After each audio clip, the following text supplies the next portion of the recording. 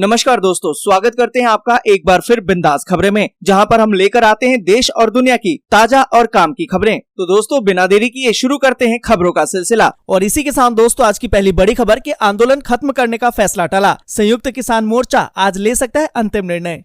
दोस्तों यहाँ पर आपको बता दें कि आंदोलन समाप्त करने पर संयुक्त किसान मोर्चा की बैठक में फिलहाल कोई निर्णय नहीं हो पाया है। मोर्चा की बैठक बुधवार यानी कि आज 2 बजे फिर से बुलाई गई है। इसमें आंदोलन समाप्त करने पर निर्णय हो सकता है। कृषि कानून वापस लेने के कारण अधिकतर किसान संगठन आंदोलन वापस लेने के पक्ष में है। केंद्र सरकार भी एमएसपी पर कमेटी गठित करने के साथ ही आंदोलन के दौरान दर्ज मुकदमे वापस लेने पर अपनी सहमति दे चुकी है। और इसी के साथ दोस्तों अगली बड़ी खबर कि 10,000 रुपए ही निकाल पाएंगे इस बैंक के ग्राहक, आरबीआई ने लगाई है कई और पाबंदी। दोस्तों यहाँ पर आपको बता दें कि रिजर्व बैंक ऑफ इंडिया यानी कि आरबीआई ने महाराष्ट्र के अहमदगढ़ स्थित नगर अर्बन कोऑपरेटिव बैंक लिमिटेड पर कई अंकुश लगा दिए हैं। इन अंकुशों के तहत बैंक के ग्राहकों के लिए अपने खातों से निकासी की सीमा भी अब 10,000 रुपए तय कर दी गई है। बैंक की खराब होती वित्तीय स्थिति के मद्देनजर केंद्रीय बैंक ने ये कदम उठाया है। आरबीआई ने कहा कि बैंकिंग नियमन अधिनियम 1949 के तहत ये अंकुश 6 दिसंबर 2021 से अगले 6 महीने की अवधि के लिए लागू रहेगा। आपको बता दें कि आरबीआई ने कहा इनकी समीक्षा की जाएगी।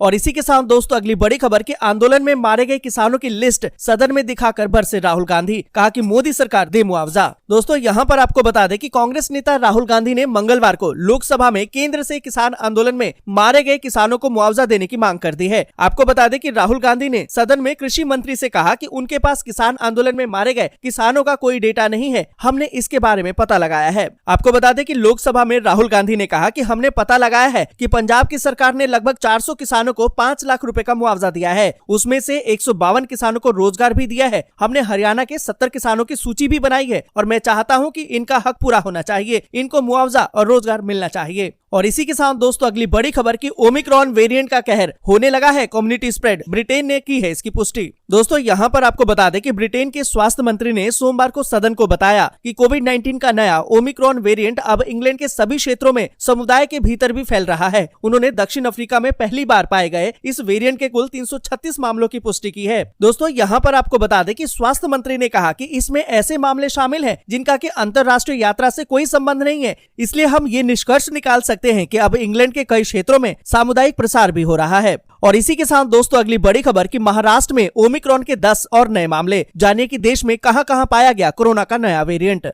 दोस्तों यहाँ पर आपको बता दें कि भारत में कोरोना के नए वेरिएंट ओमिक्रॉन के मामले बढ़ते ही जा रहे हैं। मंगलवार को महाराष्ट्र के पुणे शहर में ओमिक्रॉन के 10 और नए मामले सामने आए। पुणे के एक शीर्ष अधिकारी ने इसकी जानकारी दी है कि हवाई अड्डे पर लगभग 30,000 यात्रियों का कोरोना टेस्ट किया गया। इनमें से 10 लोगों में ओमिक्रॉन की रिपोर्ट पॉजिटिव आई है। यहाँ पर आपको बता दें कि इसके पहले सोमवार को मुंबई में ओमिक्रॉन वेरिएंट के 2 मामले सामने आए थे। महाराष्ट्र में इस वेरिएंट से संक्रमित लोगों की कुल संख्या अब तक 20 हो गई है। देश भर में ओमिक्रॉन से संक्रमितों की संख्या अब 33 हो गई है, जिसमें से महाराष्ट्र में 20, राजस्थान में 9, दिल्ली में 1, गुजरात में भी 1 और कर्नाटक में 2 मामले सामने आ चुके हैं। और इसी के साथ दोस्तों अगली बड़ी खबर कि गोरखपुर में बोले पीएम नरेंद्र मोदी, लाल टोपी वालों को सिर्फ लाल बत्ती से मतलब, यूपी के लिए ये रेड अलर्ट। दोस्तों यहाँ पर आपको बता दें कि प्रधानमंत्री नरेंद्र मोदी ने मंगलवार को उत्तर प्रदेश के मुख्यमंत्री योगी आदित्यनाथ के गढ़ गोरखपुर में 9,650 करोड़ रुपए से अधिक की विकास परियोजनाओं की जनता को समर्पित कर दिया। पीएम नरेंद्र मोदी ने गोरखपुर में खाद कारखाने, अखिल भारतीय आयुर्विज्ञान संस्थान यानी कि एम्स और क्षेत्रीय चिकित्सा अनुसंधान केंद्र का लोकार्पण किया। इस दौरान जनसभा को संबोधित करते हुए पीएम नरेंद्र मोदी ने कहा कि गोरखपुर में खाद कारखाना और एम्स शुरू होना अनेक संदेश दे रहा है कि डबल इंजन की सरकार है, इसीलिए काम तेजी से हो रहा है। उन्होंने कहा कि जब नेक नियत से काम होता है तो आपदाएं भी अवरुद्ध नहीं बन सकती हैं। और आपको बता दें कि उन्होंने कहा कि आज पूरा यूपी जानता है कि लाल टोपी वालों को लाल बत्ती से ही मतलब रहा है, आपके दुख तकलीफों से नहीं। लाल टोपी वालों को सत्ता चाहिए, घोटालों के लिए, अपनी तिजोरी भरने के लिए, अवैध कब्जों के लिए, माफियाओं को खुली छूट देने के लिए। लाल टोपी वालों को सरकार बनानी है, आतंकवादियों पर मेहरबानी दिखाने के लिए, आतंकवादियों को जेल से छुड़ाने के लिए। इसलिए याद रखिए, लाल टोपी वाले यूपी के लिए रेड अलर्ट है, यानी खतरे की घंटी। दोस्तों आगे बढ़े उससे पहले वीडियो को लाइक और शेयर जरूर कर दें। अगर अभी तक आपने चैनल को सब्सक्राइब नहीं किया है तो सब्सक्राइब जरूर से कर लें। और इसी के साथ दोस्तों अगली बड़ी खबर कि 7,000 से नीचे पहुंची कोरोना संक्रमण के नए मामलों की संख्या।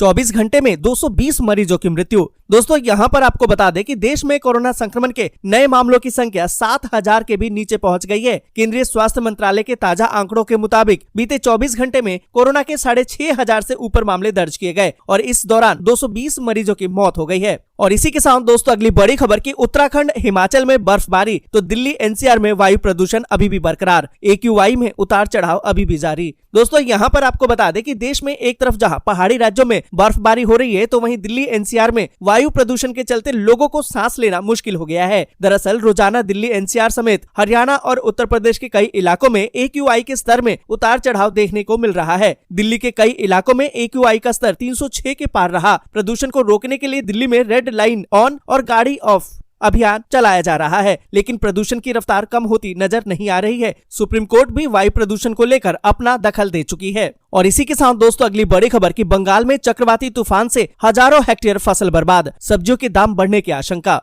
दोस्तों यहाँ पर आपको बता दें कि पश्चिम बंगाल के कई जिलों में पिछले 2 दिनों से हो रही बारिश की वजह से हजारों हेक्टेयर फसल बर्बाद हो जाने से किसानों को खून के आंसू रोने पड़ रहे हैं। हावड़ा, हुगली, वर्धमान, पश्चिम मिदनापुर और पूर्व मिदनापुर में इन किसानों की तबाही का ठिकाना नहीं है। आपको बता दें कि चक्रवाती तूफान जवाद की वजह से बने निम्न दबाव से रविवार को शुरू हुई बारिश सोमवार रात तक जारी रही। आज भी कई जगहों पर बारिश हो रही है। ऐसे में धान, आलू, प्याज और ठंड की सब्जियों को भारी नुकसान पहुंचा है। और इसी के साथ दोस्तों अगली बड़ी खबर की ओमिक्रॉन के खतरे के बीच क्या दिल्ली में लॉकडाउन की तैयारी, जाने क्या बोले सत्येंद्र जैन। दोस्तों यहाँ पर आपको बता दें कि ओमिक्रॉन देश में फैल रहा है। इसके बाद राजधानी के हालातों पर अगर दिल्ली सरकार लगातार नजर बनाए हुए है, ऐसे में एक बार ये सवाल फिर से उठने लगा है कि क्या दिल्ली में फिर से लॉकडाउन लगेगा। राजधानी दिल्ली में भी ओमिक्रॉन वेरिएंट का एक मामला सामने आ चुका है। आपको बता दें कि दिल्ली के स्वास्थ्य मंत्री सत्येंद्र जैन ने लॉकडाउन से जुड़ी तमाम आशंकाओं को खारिज कर दिया है। पर यहाँ पर दोस्तों आपको बता दें कि दूसरी लहर के दौरान दिल्ली ही ऐसा वो शहर है जहाँ सबसे पहले लॉकडाउन लगाया गया था। आपको बता दें कि सत्येंद्र जैन ने कहा कि ग्रेडेड रेस्पॉन्स एक्शन प्लान तैयार कर लिया गया है। जैसे ही केस और पॉजिटिविटी रेट बढ़ेगा, आवश्यकता अनुसार इस प्लान को लागू कर दिया जाएगा। आपको बता दें कि ओमिक्रॉन वेरिएंट के बारे में कहा तो ये जा रहा है कि डेल्टा वेरिएंट से भी ज्यादा तेजी से फैलता है। आपको बता दें कि सत्येंद्र जैन ने कहा कि पूरी स्थिति पर सरकार लगातार नजर बनाए हुए है। अगर जरूरत पड़ी तो लॉकडाउन जैसी स्थिति भी आ सकती है। और इसी के साथ दोस्तों अगली बड़ी खबर की पाकिस्तान की दिल दहला देने वाली रिपोर्ट, भूख से तड़प रही है वहाँ की 37% आबादी, बदतर होते जा रहे हालात।